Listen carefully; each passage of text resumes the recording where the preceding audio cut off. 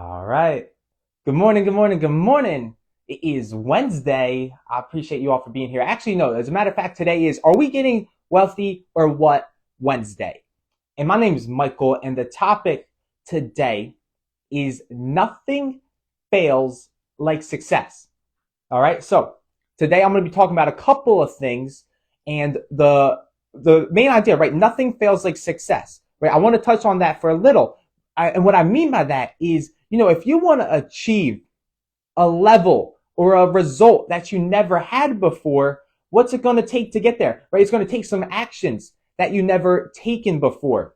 And when you start doing those actions, what might show up, right? This is something that shows up. It's temporary defeat, right? All successful people at one point or another experienced temporary defeat. Now, then the question becomes, right? How do you get yourself back up, right? How do you get out of that mindset of failure and you keep going? So that's the conversation today.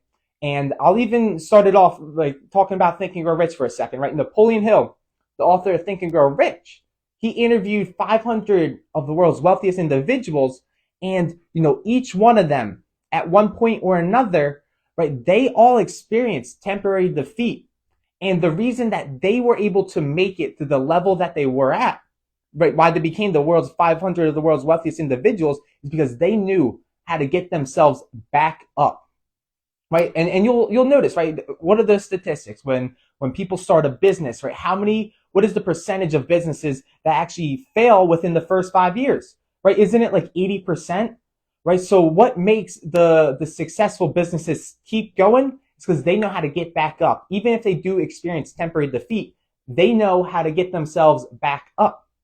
And I'll even share with my story, for example, right? I'm not going to say that I never experienced failure or temporary defeat, right? I actually, as a matter of fact, I don't think I told this story live yet, but when I was running my painting business, right, I was actually doing really well, right? And there was this one specific job that I actually got a bid for, right? I was just a 19-year-old freshman in college, and I actually sold this job. I think it was a $8,900 job, right? $8,900 to paint this man's house, right? You're 19-year-old, you're thinking, damn, this is the deal of the century.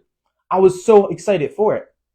And when I found out, right, I actually had my manager, come out and just check out the job, make sure everything was good before I did it, and, possibly, wasted any money, right? He came out and checked the job, and he determined the cost between everything. He realized, holy shit, dude, if you do this job, you're actually going to lose a significant amount of money. You actually underbid this man.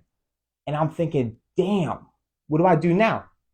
So I had to bring the guy up and tell them that I couldn't do the job and blah, blah, blah, right? A lot of drama.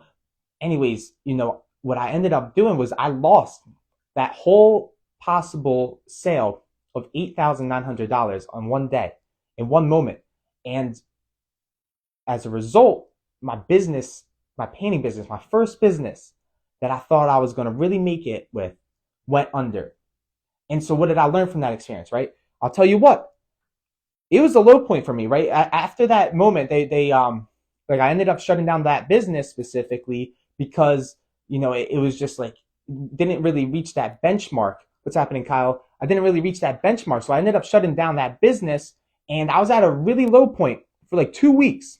I didn't know what I was going to do because it was that summer. I was going into my sophomore year of college that I set a goal to actually make $10,000, right? That was my goal by the end of the summer. And when my first business went under, all of a sudden I lost my vehicle to actually even obtain that goal, right? I had nothing, right? It was like, I lost like my identity. Like that business was like my identity. And so, I experienced temporary defeat, and it was a really rough 2 week period. And I realized I have two options in this very moment. I can either, give up on my dreams. I can either stop pursuing the idea of doing a business, and I can just, maybe get a regular job for the rest of the summer and just get a safe paycheck. Or I can find a way to think better, right? If I can find a way to still make this goal happen, right? All of a sudden, I realize, I'm not going to say business is easy, right? Business is tough. But what I am going to say is this, right? it's don't wish for times to get easier. This is what Jim Rohn says. Don't wish for times to get easier. Wish for you to get better. And that's what I decided to do. I realized I'm going to start getting better. I'm going to start investing into reading and getting books, and I'm going to find a way to hit this goal. So then I rang up a few of my buddies. I called just like down my contacts, figuring out like, yo, like any opportunities out there. And there was this one buddy that I knew. He actually had a door knocking job. And I was like, damn, like I've been knocking on doors, right? This is perfect for me because it still gets me like uncomfortable. Like I still wanted to be talking to people because I knew the importance of like developing my sales skills. So I got this door knocking job, and it wasn't sexy or anything, but I ended up, I religiously worked at that job. I was working 7 days a week knocking on doors, and I treated it like a true 9 to 5 job. And I ended up making like $8,000 by the end of the summer. And I'm not talking like 8,000 and then some. Like I'm talking like $8,000 were in my bank account by the end of the summer. And yeah, I didn't hit the $10,000 goal, but I made it. I shot for the moon, and I shot for the stars, and I landed on the moon. I still made 8 grand. And it was like, holy shit, right? I didn't let temporary defeat stop me.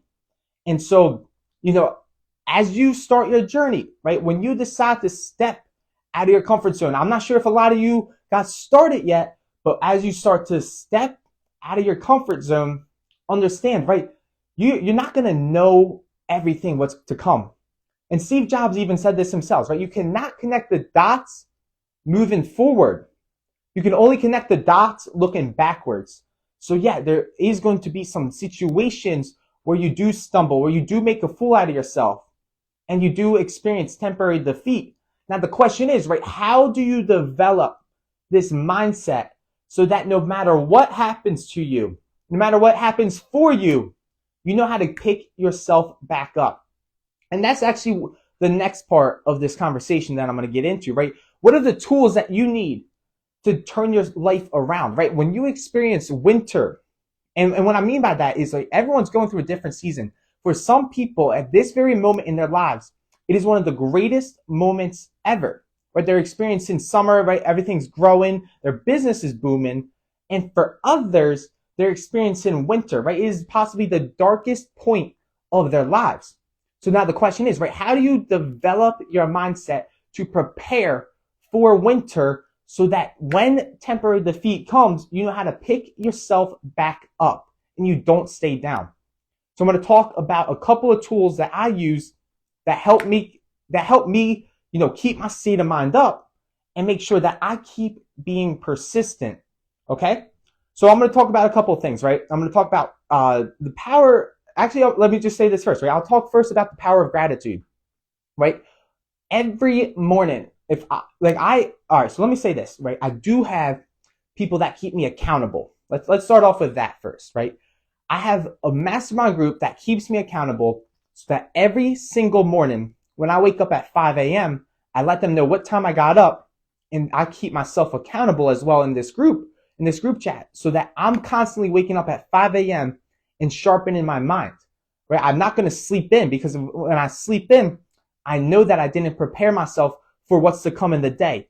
And I think it's so important that you develop a positive morning routine, a system, so that when you wake up, right, you know that you can elevate your state of mind and win the rest of the day. Okay? So